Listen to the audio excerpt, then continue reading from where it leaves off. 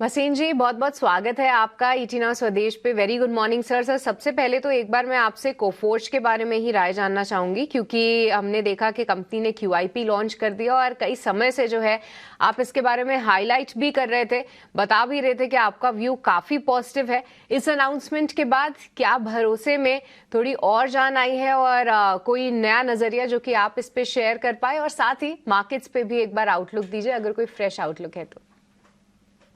हाँ, good morning सृष्टि, आपको, डिम्पी और अभिषेक को। बिल्कुल कोफोर्थ पे बहुत पॉजिटिव हूँ। देखिए, जो उन्होंने रिसेंट एक्विजिशन की है Cigniti technologies, it gives them the openness in जो मिड वेस्ट और नॉर्थ है वहां पे। सेकेंडली, इनका जो इनका जो एआई में रीअश्योरेंस और अश्योरेंस में बिजनेस है वो बहुत स्ट्रांग होएगा। सो मेरे को लगता है कि दिस विल बी ये एक गेम चेंजर है इनके लिए। साथ में जो स्टॉक में डाइल्यूशन की वजह से प्रेशर आया था वो सब अब आई थिंक न्यूट्रलाइज हो जाएगा। The QIP will be over subscribe. और मैं आपको कह सकता हूं कि इसमें कोई प्रमोटर का 2% स्टेक से ज्यादा नहीं।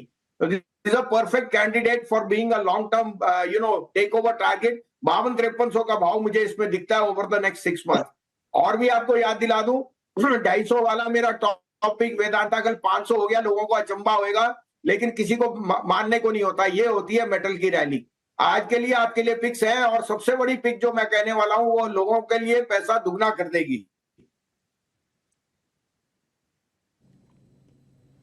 ठीक है सर, वही शेयर तो आपसे पूछना चाहते हैं हम, कौन से ऐसे शेयर है सर, जरा बताइए। डिम्पी जी, इंडिया बुल रियल इस्टेट, देखिए कल उसमें डेवलपमेंट हुई। जो पैसा आना था, जिनको वारंट्स इशू और इक्विटी इशू किया था 4000 करोड़ का, वो पैसा का अप्रूवल आ गया सेबी से। आज 1100 करोड़ रुपया डायरेक्ट आ जाएगा और वारंट्स भी इशू हो जाएंगे। तो लिक्विडिटी के लिए अब कंपनी में एक नई जान आई है। दूसरा, एम्बेसी का स्टेक अब ब्लैकस्टोन के साथ ऑलमोस्ट 50% से ज्यादा हो जाएगा। और embassy is a one company जो यहाँ पे अब फ्लैगशिप कंपनी हो जाएगी। एम्बेसी के सारे प्रोजेक्ट्स अब आईबीआरई से होगी, और आईबीआरई भी नहीं, इक्विनॉक्स इसका नया नाम है।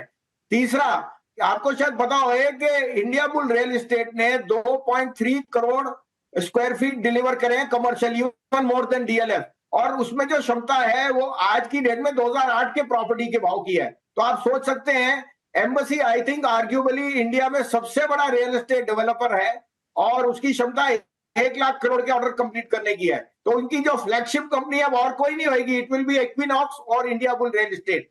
250 का टारगेट है, और आपको आज की डेट में रिस्क रिवॉर्ड कहीं फेवरेबल नहीं है। ना आप वेदांता में 500 में कमा सकते हो, ना आप स्टेट बैंक में कमा सकते हो 850 में, लेकिन इंडिया बुल 125 वाला 250 जरूर होएगा।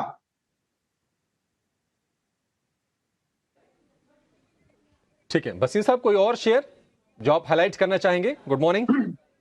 हाँ, गुड मॉर्निंग अभिषेक। सबसे पहला दाव तो अभी देखिए, डोंट, ये तो मैं आपको कॉल दूं ना दूं, आपको इंडिया बुल रियल एस्टेट में पैसा दुगना हो रहा है। तो आपको ये देखना है कि जहां पैसा मेरा दुगना हो रहा है मुझे वहां पैसा लगाना है। लेकिन साइड काउंटर में मुझे बैंक्स पसंद है।